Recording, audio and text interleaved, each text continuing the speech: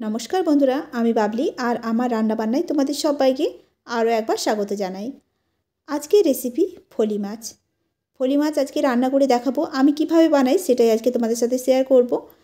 तो एखाने निये नियेछि आमी फलई माछ, अनेके एटाके फली माछ बोले आबार अनेके फलई माछ बोले। माछगुलो खूब टाटका देखतेई पाচ্ছ तोमरा।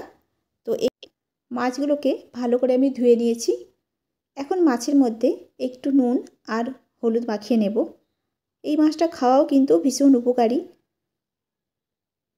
তবে মাছগুলোতে প্রচুর কাঁটা থাকে, কাঁটা থাকলেও এই মাছ ভীষণ উপকারী ঝোলটা খাওয়া। তো এই মাছটা আমি নুন আর হলুদ দিয়ে মাখিয়ে কিছুক্ষণ রেখে দেব।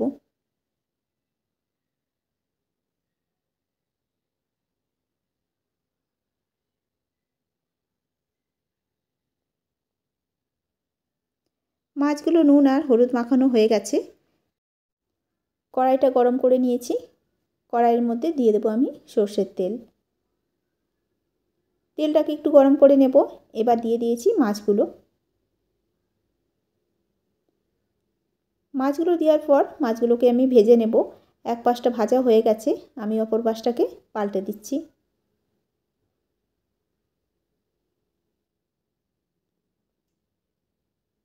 এই পাশটাকেও আমি পাল্টে ভেজে নেব। এখানে আমার সব মাছগুলো ভাজা হয়ে গেছে। মাছগুলো আমি নামিয়ে রেখে দিয়েছি। ওই কড়াইয়ের মধ্যে মাছের যতটা তেল ছিল সেই তেলের মধ্যে আমি আরও একটু তেল দিয়ে দিয়েছিলাম। ফোড়নের জন্য দিয়ে দিয়েছি এখানে কালো জিরে। এই মাছটা কালো জিরে ফোড়ন দিয়ে রান্না করলেই বেশি ভালো লাগে। দিলাম সামান্য একটু নুন। ফোড়নটা দিয়ে যখন সুন্দর একটা গন্ধ বেরোবে তখন এর মধ্যে দিয়ে দেব টমেটো।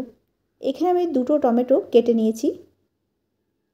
যেহেতু এই মাছে পেঁয়াজ রসুন কিছু দেব না, টমেটো দিয়েই মাছটা রান্না করব আর জিরের গুঁড়ো লঙ্কার গুঁড়ো, তাই টমেটোর ভাগটা একটু বেশি দিলাম। কিছুক্ষণ টমেটোটা এখানে কিছুক্ষণ নাড়াচাড়া করার পর এর মধ্যে আমি দিয়ে দেব হলুদের গুঁড়ো। এখানে জিরে আর ধনে গুঁড়ো একসাথে আমি মিশিয়ে রেখেছিলাম। দিয়ে দিলাম ছোটো চামচের 1 চামচ ধনে জিরের গুঁড়ো আর দিলাম লঙ্কার গুঁড়ো। এখানে আদা বেটে রেখেছিলাম একটু, দিয়ে দিলাম আদা বাটা। সামান্য একটু জল দিয়ে মশলাটাকে আমি একটু কষিয়ে নেব।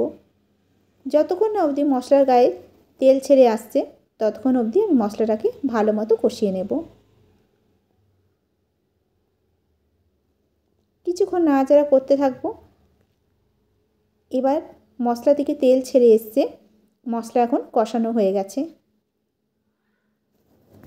এখন দিয়ে দেবো এর মধ্যে জল। যেহেতু ফলি মাছটা পাতলা একটু ঝোল করব সেই কারণে আমি জলটা একটু বেশি দেব। জল দিয়ে দিলাম।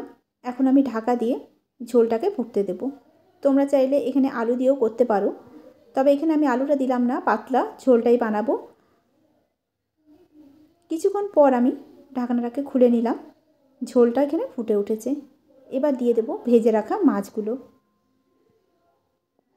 ভেজে রাখা মাছগুলো দেওয়ার পরে আমি আরও কিছুক্ষণ সময় মাছটাকে দিয়ে ফুটিয়ে নেব ঝোলে। একটু নাড়াচাড়া করে নেব, করে আরও কিছুক্ষণ ঢাকা দিয়ে মাছটাকে সেদ্ধ হতে দেব।